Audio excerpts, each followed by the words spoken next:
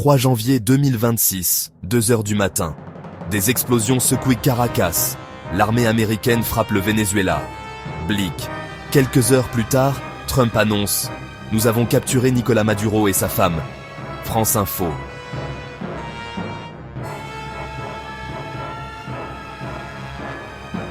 Un président kidnappé, un pays envahi. Une leçon terrifiante pour le monde entier.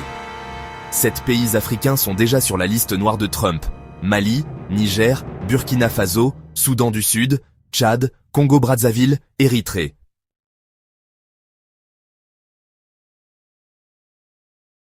Voici comment ça s'est passé. Vers 2 heures du matin, heure locale, de puissantes explosions commencent dans le sud et l'est de Caracas, à Fuerte-Tiuna, l'énorme enclave militaire, ainsi qu'à l'aéroport et au port. Blick. Des hélicoptères américains traversent le pays, protégés par des drones, bombardiers et jets. Fortune. L'armée vénézuélienne tente de riposter. Trop tard. La surprise est totale. Les forces spéciales pénètrent dans le palais présidentiel. Maduro et sa femme sont capturés, exfiltrés du pays Mister Mondialisation, transportés sur le navire de guerre USS Iwo Jima, puis envoyés à New York. Trump déclare que les États-Unis vont diriger le Venezuela jusqu'à ce qu'une transition politique puisse avoir lieu. Il y a donc occupation militaire américaine d'un pays souverain. Le monde se réveille sous le choc. Un président élu capturé comme un criminel. Son pays bombardé. Sa souveraineté annihilée. Maintenant, parlons de vous, Africains. En décembre 2025, Trump a étendu son travel ban à 7 nouveaux pays, dont le Burkina Faso, le Niger, le Mali et le Soudan du Sud, CBC. Ces pays ont un point commun. Ils ont osé défier l'Occident. Le Mali, le Burkina, le Niger ont expulsé les troupes françaises. Ils se sont rapprochés de la Russie.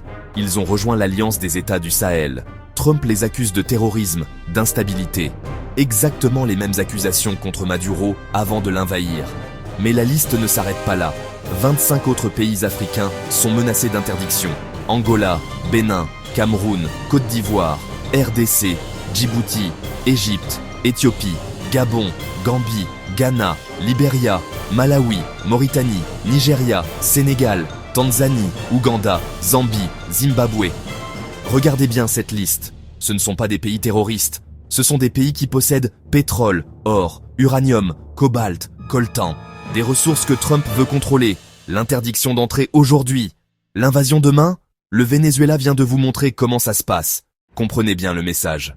Kadhafi possédait des réserves d'or massives et voulait créer une monnaie africaine. Résultat, bombardé par l'OTAN, lynché dans la rue. Saddam Hussein contrôlait le pétrole irakien et voulait vendre en euros plutôt qu'en dollars. Résultat, invasion américaine, pendu.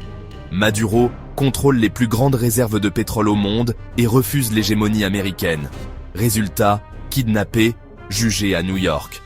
Selon des experts internationaux, cette opération n'a aucune justification claire selon le droit international.